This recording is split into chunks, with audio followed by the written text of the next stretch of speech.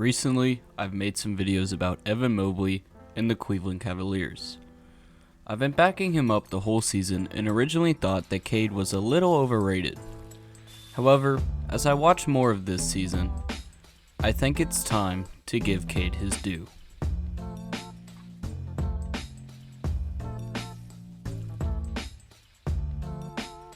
Now, as you may have read the title, this video isn't just about Cade, but rather how he fits on the Pistons with other players. At the start of the season, I said that Cade wouldn't work in Detroit because he didn't have the right pieces around him. Well, I'm humble enough to admit that I was wrong, and Detroit has made the necessary moves to perfectly fit what Cade needs. By being in the bottom of the conference the past couple years, the Pistons have created a stigma of being a team nobody wants to watch. And with being currently 19-51, I don't blame you. However, they have gotten significantly better since the trade deadline. In a 4-team trade, the Pistons acquired Marvin Bagley III for practically pocket change, and the dynamic he brings with Cade is insane. With this trade, every stat has increased for the Pistons. The Pistons went from 102 points per game to 110, as well as going from 43 to 44 rebounds a game. However, the most significant stat for me is 22.3 to 25.3 assists. Now, it may only be a 3.0 increase, but this is important. Cade Cunningham's play is fundamentally different with Marvin Bagley, almost similar to LaMelo and Miles Bridges. Now, I know that's a crazy claim to make, but just hear me out. If you look at these highlights before the trade, everyone on the Pistons is just trying to get rid of the ball to Cade, while Cade does almost all the work, shooting from the three or driving through the paint. However, in March, he's been able to find Saddiq Bey easier on the corner and Marvin Bagley for crazy alley-oops or poster dunks. This is through Cade's pinpoint through the lane passes and cross-up spin moves that you can see here. And LaMelo is known for doing the same thing, as you can see in these highlights. However, we never really saw this in Sacramento with Marvin Bagley.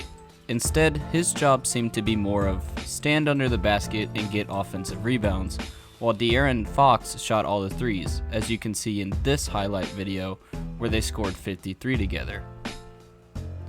The duo in Detroit gives each player something that they want or need. Marvin Bagley gets a point guard that will feed him the ball more, and Cade gets another player that can actually do something with it. As you can see in this video, like we discussed, Cade Cunningham can make precision passes to teammates even while being guarded by 3 people, and is also able to cross up defenders with ease in order to create an opening. Marvin Bagley, on the other hand, adds his strength to the team in a taller position, being 235 pounds, which is the same as power forwards such as Jay Crowder, and just shy of other great well-known power forwards or centers like Giannis at 242. This allows for easy pick and roll plays setting screens, and also getting through the paint easier. I don't know what the Pistons coach has been doing, but the whole team has been slowly getting better and better over time as a group, with Cade only averaging 2 assists at the start of the season to 5.3 now. Saddiq Bey went from 12.2 points per game in 2021 to 15.3 this season, shooting much more confidently, which has led to him scoring a career-high 51 points in this last game. And of course, Marvin Bagley has increased in every stat with this new group in Detroit that uses him more efficiently than in Sacramento. To put it simply, Cade and Marvin Bagley are starting to turn into what everyone thought that Zion and Lonzo would be, with constant lobs to the paint on every play. With Cade's playmaking and Marvin's power as a big, they make a similar combo to LaMelo and Miles Bridges. LaMelo is known for his handles and Bridges for his efficiency in the paint, overpowering defenders despite actually being 10 pounds lighter than Marvin Bagley. For further proof, when Cade Cunningham was drafted, he was already being compared to Luka Doncic. However, his biggest weakness was his turnovers. Prior to All-Star break, Cade Cunningham was averaging 3.5 turnovers a game. After the All-Star break, he's averaging 3.2. which doesn't seem like much of a change, but most players' turnovers increase by a whole 1.0 each season, so going down 0.3 in less than a season is quite impressive. If we compare this to LaMelo Ball was listed as a similar weakness according to NBADraft.net. However, LaMelo was praised for his passing, playmaking, and ball movement, which is what we've been discussing with Cade this entire video. And if we look at only the numbers directly, Cade and LaMelo almost seem like the same exact player. We can also do this with Marvin Bagley. Marvin Bagley sizes up with Miles Bridges. Miles Bridges has one of his strengths being his frame, despite again being 10 pounds lighter than Marvin Bagley.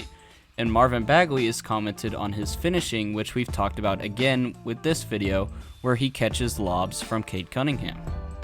In terms of TV ratings, it's also similar as well.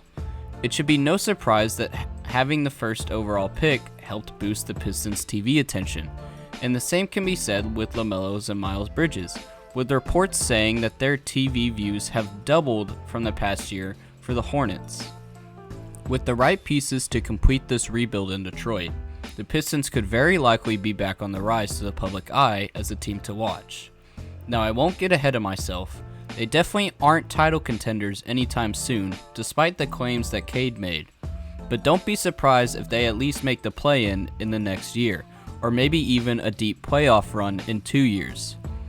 And also, don't be surprised if the NBA start rivaling him with LaMelo, as they have very similar play styles. Anyway, that's all I got for this video, guys. I would appreciate it if you shared the video around if you enjoyed it, as I'm trying to hit 500 subscribers by the end of the year.